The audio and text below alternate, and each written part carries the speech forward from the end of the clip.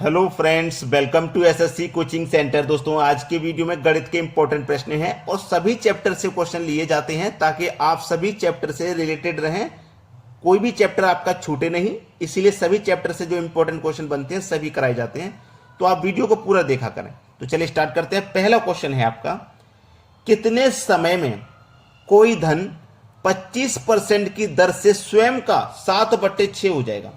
क्या बोला है उसने? 7/6 हो जाएगा। तो इस तरीके का कोई भी प्रश्न रहे आपका तो आप याद रखना कि नीचे वाला जो आपको वैल्यू दे रहा है ये आपका कॉस्ट प्राइस है, ठीक है, और ऊपर वाला अमाउंट है।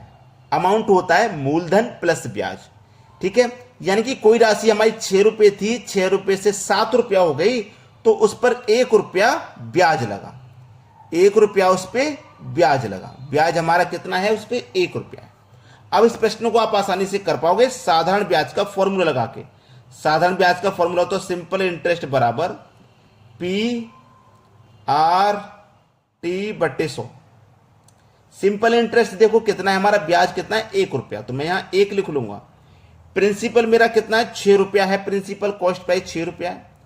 इनटू रेट हमको दिया गया है 25% का, तो 25 लिख लेंगे। टाइम निकालना है, बटे में कितना? 100 है।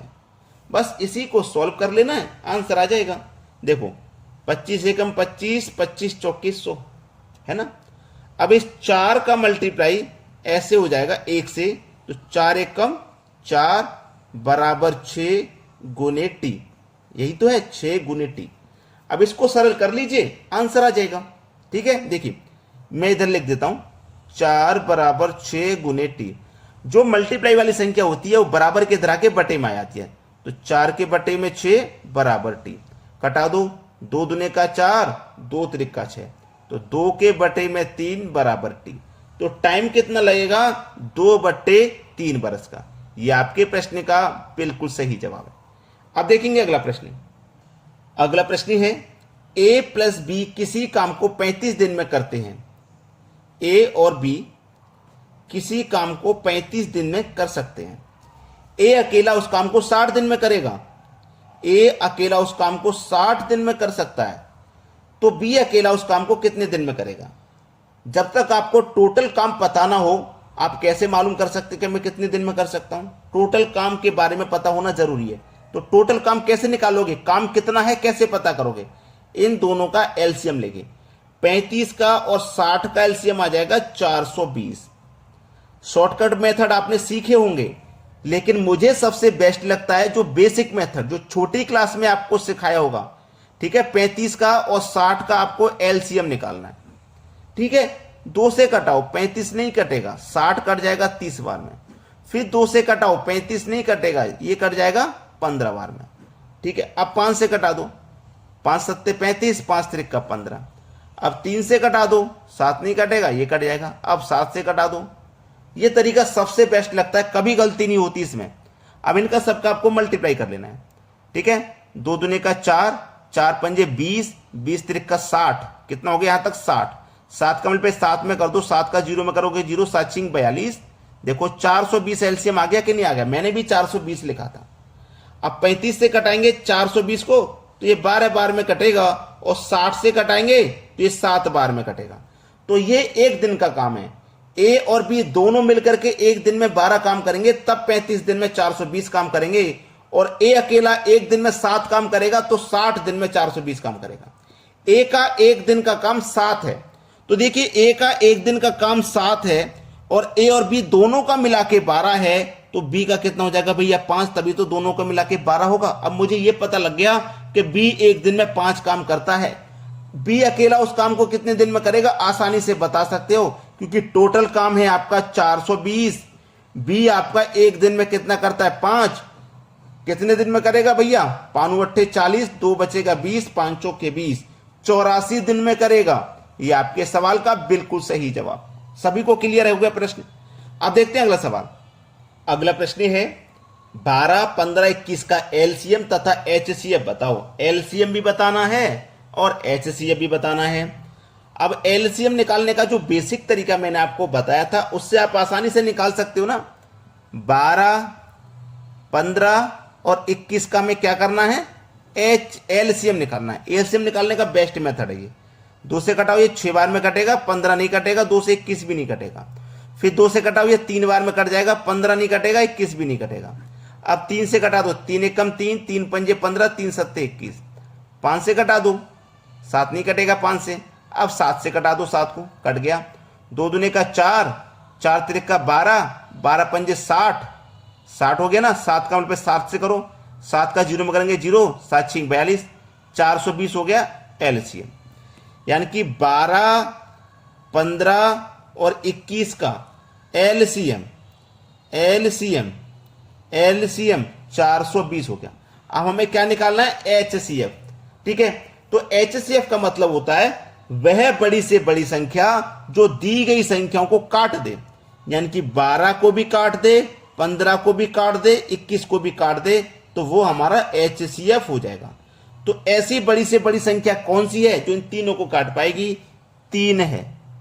3 से 12 भी कटेगा, 15 भी कटेगा और 21 से। 4 से देखो 15 और 21 नहीं कटता, 6 से भी नहीं कटेंगे, 7 से भी नहीं कटेंगे, ये 8 से भी नहीं कटेंगे। बड़ी से बड़ी संख्या 3 है जो इन सभी संख्याओं को काट रही है, उसका मतलब होता है एचसीएफ। तो एलसीएम और एचसीएफ पूछा था, मैंने दोनों ही निकाल के आपको बता दिए। अब देखेंगे अगला सवाल।